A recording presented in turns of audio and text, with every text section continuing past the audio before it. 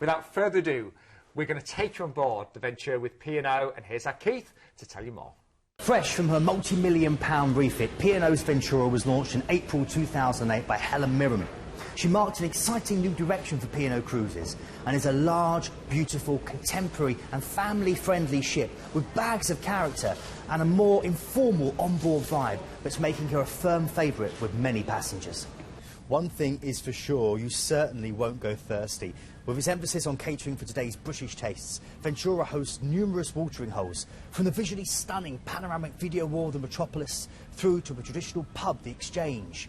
But this is my absolute hands-down favourite, Ollie Smith's new Glasshouse wine bar. It's a relaxed and stylish setting with tasty food available and also these wonderful flights where you can try lots of different new wines.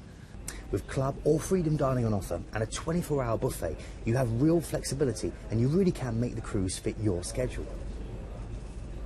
The recent refit also saw Atul Couture's Asian-inspired restaurant East added to Ventura's culinary arsenal. And when you do go, make sure you try the 24-hour slow-cooked lamb rendang. With 4 pools, a massive sports deck, special celebrity sailings, a new behind-the-scenes backstage tour, the biggest gym and spa in the fleet. There is loads to do on board Ventura other than just relax with a good book and top up your tan. But it's in the evening that this ship really comes alive. Vibrant West End style shows with exciting UK guest acts played twice nightly in the Arena Theatre. Then there's the excellent light entertainment which takes place in both the Havana Show Lounge and also the Tamarind Club. But what I like most is this stunning new atrium with this wonderful dance floor. The accommodation is bright, spacious and full of designer touches. There are big suites that can cater for up to a family of 6, through to these new single cabins that are a great cost-effective option for solo travellers like myself. Doesn't that ship look absolutely beautiful? You could be on board for 2 weeks for under £980. So, let's show you where you're going to be flying to and where you're going to be cruising to, because it starts off with the flight over to Genoa, doesn't it?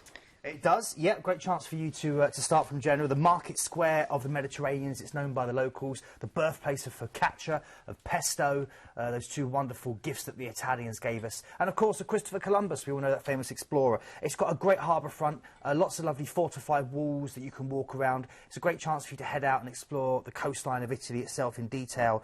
I love Genoa. It's really, really good for shopping, and you've got its own wonderful opera house and Palace of the Doges there as well. I know you've got a very famous one in Venice, but it's a great one in Genoa to look at as well. A beautiful, beautiful place and a very eclectic city. A great aquarium right on the harbour front for you to enjoy as well. And then Livorno, a chance to visit Florence or Pisa. Yeah, of course, founded in the 16th century by the Dukes of Tuscany and the Medici family. Livorno is a busy port town. It has got some pretty bars and cafes and quite nice shops and a great market for buying Italian shoes, which I used to shop at regularly. But most people do head into Pisa or Tuscan towns. I just felt I had to do it, you know, I had to see it and walk up. They do, and of course Pisa's got more than just the one leaning tower there. It's got a lot more. You're seeing some of the imagery here for Pisa. It's got lots to see. It's not just that leaning tower. It's a very pretty town. And then, of course, beyond that, you've got the wonderful Florence, you know, with the Arno River running through it, the Ponte Vecchio Bridge, the Uffizi Gallery. It's just a beautiful Renaissance city, it really is. I mean, again, it's a great walking city, Florence. You could wander around it and just see statues and fountains at every turn. Oh. I do love cruise holidays because you do get to see so much. You know, Naples is next, isn't it? Yeah, well, cruising is the Bay of Naples itself is a very memorable experience. Naples is overlooked by a couple of imposing ports. St Elmo medieval castle is high up there, and also Castle Nuovo. It's a very beautiful place. Of course, it's the birthplace of pizza. Go and get some pizza if you get a chance to do that. It's your chance to go into Pompeii, to Herculaneum if you love your history. It's got a great museum right in the centre where a lot of the stuff has been taken from Pompeii. In fact, there's a great film about Pompeii coming out soon. I'm looking forward to that. And of course, you can go to the Capri, the luxury island of Capri. A lovely little cruise over there on the ferry that you can get just from the harbour where you pull in. It's very high up on my... Is that where all the rich and famous go? Yeah, it is. Yeah, the rich and famous and myself. Just make sure, you know, if you do cross the road in Naples, you'll see when you go there. Arnold Schwarzenegger works as a traffic warden. It's always interesting. So just be careful as you cross the road.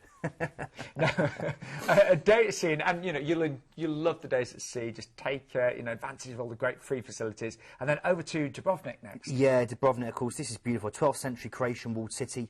To walk around the wall, which you can do, is about 1.3 miles.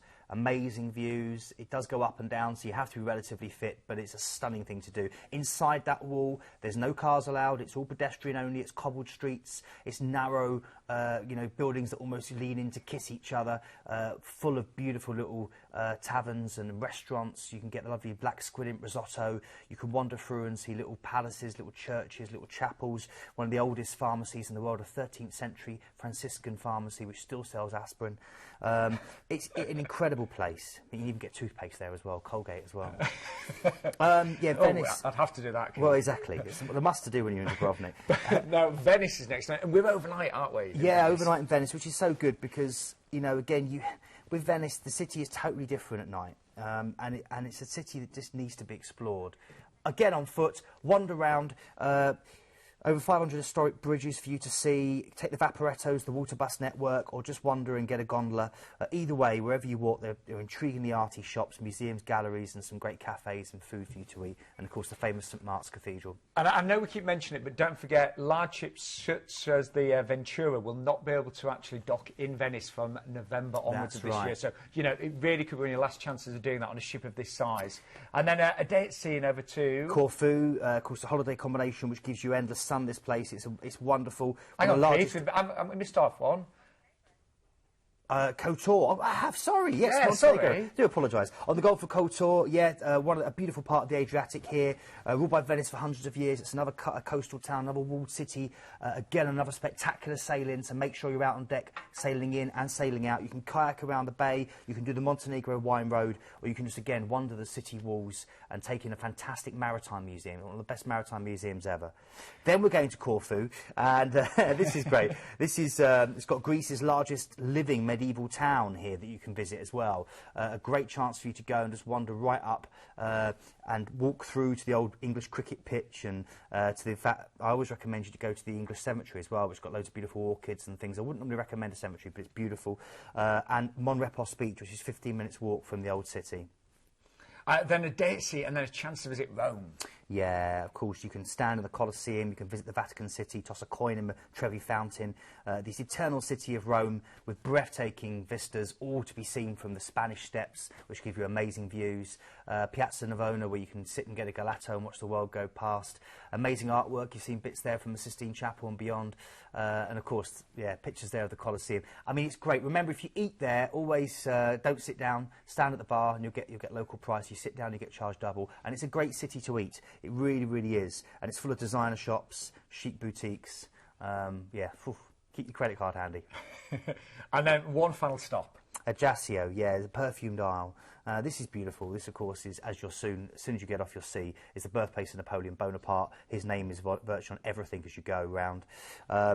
It's got some lovely little beaches that are all within a close walk of where you dock. It's got a lovely little market as well, where you can get things like the spicy Corsican sausage and the plum liqueur that the island's famous for. It's great if you want to hire a car and drive out and see some of this wonderful winding roads. Very much like the island of Capri as well, where you've got these winding coastal roads. It's incredible.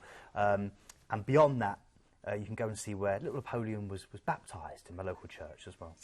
And then back to Genoa, and then, of course, your flight to the UK. A fantastic offer, I think you'll agree. Bear in mind, you're going to get to see all those fantastic places, 2 weeks, at a price there starting at $979. And if you do book today, you will save £270 off the brochure price there. So your flights included, you're over and out of board in Venice. We have got some new regional flights there as well with no supplements. Yep. That's good, isn't it? Very, very good. Again, another opportunity of bringing you there. Yeah, the East Midlands, that's my local airport. And then 40 nights on board the Ventura. So new regional flights with no supplement if you book today. And a final reminder, if you'd like to book any cruise today, it's a free phone number, 0800 781 5458. Also, if you want to book any excursions, we can save you a lot of money on those as well. If you book them through Planet Cruise, you can actually save up to 60% of the price that you'd be paying on board. So really worth thinking about those as well. But